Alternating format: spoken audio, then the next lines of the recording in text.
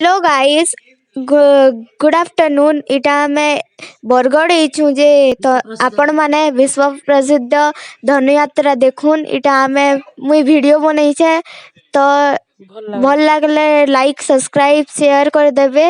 और और मुई म्यूजिक दे दउछे देखुन, आपण माने एंजॉय करुन देखि करी। Thank you.